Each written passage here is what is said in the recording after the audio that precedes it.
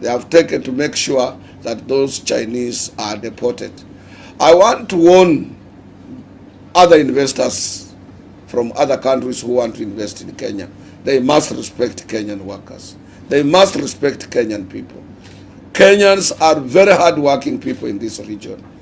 And we have a huge economy in this country that if it is properly managed, it can grow and grow and grow and create employment for the Kenyans. Let those who come to invest in Kenya think that we want them, that we are separately in need of those investors. We want investors who respect the call of the International Labour Organization on providing decent work for Kenyans, not just mere jobs. Tunataka wale wawekezaji ambao wanapeana kazi bora, sio bora kazi. So if you want to invest in Kenya, you must be a serious investor, and you must take time a little bit to read what our labor-related laws say. So I want to thank, once again, I want to thank Dr. Matiang. I want to thank his Minister of Interior. I want to thank the department, the police, for the good job they did. They swiftly moved in and arrested those guys. But as I said when I was addressing and appealing to the government to arrest them and deport them, I want also to tell Kenyans that just don't watch and record when somebody is being beaten by a foreigner. You must come together and also fight that foreigner. Beat him thoroughly. You don't let him go. And court will provide a lawyer for you. I've said this time and again. Beat that man who doesn't understand the tenets of being a gentleman, or a person who doesn't want to read what is supposed to be read. We attained independence so many years back.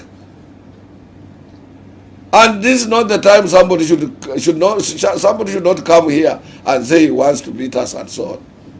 You cannot use our desperation as far as provision of employment is concerned to indirectly enslave us, to indirectly make us slaves, to pay us peanuts. As such, employers should be rounded up by Kenyans themselves and be beaten thoroughly. Don't just watch. If in your farm, in your company where you are working, a company owner or a capital owner misbehaves, you also misbehave. And we will be there to protect you. Because sometimes these people think when they have a lot of money, they will bribe and get away with it. Call the police, report to the authorities, but at the same time, instantly take action against that particular person. And so many will learn a lesson that this is not a country where you can go and just play around with people. Today, if you go to Ethiopia, any foreigner in Ethiopia is wrong on whatever type of crime is taking place. Ethiopians will always come together to protect their own. Kenyans must learn that. Go anywhere, even if it is in Tanzania, Tanzanians will come together and protect their own. Even if it is in Uganda, the Ugandans will come together and protect their own. Don't just say we are a liberal society, or we are the most developed with huge economy around the region, and we don't mind. We have a lot of people who are jobless. We can take some to Qatar, to Kuwait, to Saudi Arabia, irrespective of the results when they are coming back to Kenya. Our daughters sometimes come back in coffins because we can't be able to provide employment. This is a very serious matter, and we must take it seriously. And I want to tell Kenyans, you better die a poor person but very dignified, other than somebody coming to enslave you, somebody slapping you, somebody fighting you, somebody caning you as if you are in prison. And even our prisons don't cane. And therefore, if you try to do that, I'm appealing to Kenyans of goodwill, please retaliate in a very heavy manner, in very equal measure, by making sure that such employer is thoroughly beaten and the factory is closed. And if need be, burn that factory. Burn that factory. Burn that factory. If it is an hotel, burn it. Don't just sit and wait. Burn it. We are there, we will protect you. We have lawyers as workers, we have everything, we will appear in court. Nevertheless, nowadays even murderers are given bonds. So don't fear to fight somebody who is causing problems at your workplace. Yeah. Fight that person. Kenyans must love their own. And I want to thank Dr. Matiang. I want to thank the DPP. I want to thank the director of the CID for the good job these three young men are doing. And they must be supported. Yeah? Support Kinoti, support Haji, support Dr. Matiang for the good job they are doing. They moved in swiftly. These fellows were arrested, and yesterday Dr. Matiang was announcing the deportation. He issued a deportation order. Let it be a lesson to others. Let it be a lesson to others. I thank you. Let it be a lesson to others. I wish I was there, as old as I am. I would have... Sorry, son.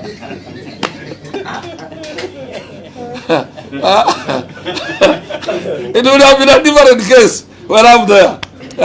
Ningelimchachua soki ila hajaona, kumleta karibu hivi na kumpa head kwanza kabla sijaanza kumchezea. Ningelishangaa huyu mzee yuko aje huyu mzee. Angelijua mimi ni mzaliwa, mimi ni mtoto wa mtaa. That day he would have known me.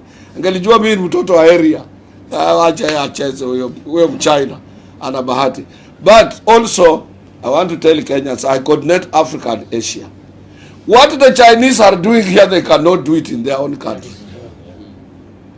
What the Chinese are doing here, they cannot do it in their own country. Yeah. And I want to appeal to the immigration department of our government not to allow Chinese to come in this country without work permits. We don't want to see them loitering everywhere. And let us get audit of their companies and what they are doing. That's why police, I'm appealing to Mtiambai, who is my friend, the Inspector General, to round up all Chinese who are in this country without work permits, or who have no business here, or who have just come here to commit crime, to be taken back to China. Because what Chinese are doing here, they cannot do it in their own country. The Chinese companies here are bribing. They bribe Kenyans. Chinese contractors are involved in corruption in this country. When in their country corruption, the penalty for corruption is by death. Yeah. So let's not allow Chinese to roam around, sometimes with our own daughters, sometimes with our own sisters, sometimes with our own wives. They must be stopped, these Chinese. They must be stopped on what they are doing. Because what they are doing here, they can't do in China. I coordinate Africa and Asia, and I have a lot of respect for the president of China, President Xi Jinping. He's a president who supports workers. I have a lot of respect for all Chinese Trade Union Federation. I know they are serious people, 267 million members, but what Chinese are doing outside China, particularly in Africa, they cannot do it in China. So let's teach them a lesson here. They are not part of the big, good population of China. And let's take those back to China to meet who they come here on a visitor's visa. And when those visitors' visa expires, they just mingle with the people around. I don't think whether we have capacity to monitor on those people who come and when they are supposed to go back. And the only department of government that can help us is police. If that's why I appeal to Inspector General to round up all Chinese to see, so that we can see, we can know which type of Chinese do we need in this country, and what type of Chinese and what type of work they are doing here. Or else what we need to do is to stop them from coming here without first of all showing us what they are coming to do.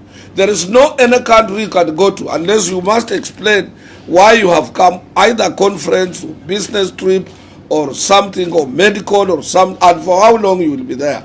So this is what the Kenya government must strictly adhere to make sure that these Chinese without official documents are deported back to China.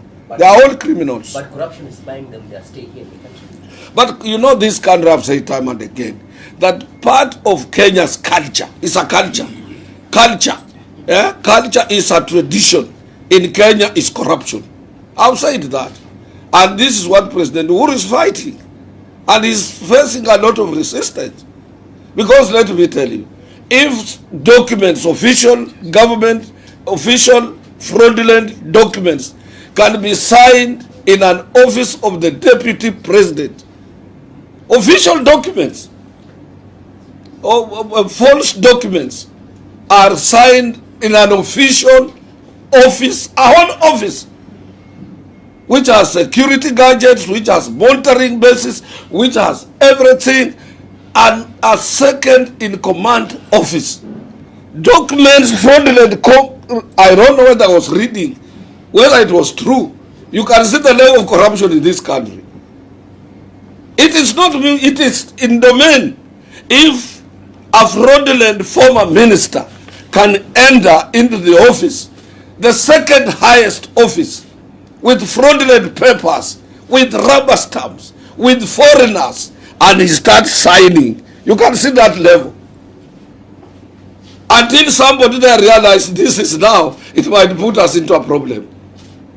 I'm suspecting it might be the same office again after realizing that this 33 billion is a mirage, or 30 billion, 39 or 40 billion is a mirage. We might not. Let's call the police. This is what I'm suspecting, because that is what you are going to hear next. They are going to say, oh, it is us who called the police to arrest him. And how this has been your friend. He's a frequent visitor of Sugoi. He always fights other people in the Western Province. This billions to 40 billion. This is an open case. When I say that some people, if they assume the responsibility of leadership, they will put the whole Central Bank of Kenya on the back. Hiyo ni Central Bank ya Kenya, mtu anakimbia nayo. If such documents can be signed in the office, my friend, I will not be there. It's you young people who will suffer. Advise Kenyans that we have some fun in this country, and we must do away with culture, this culture of corruption Kevin is talking about. We must do away with this culture of corruption.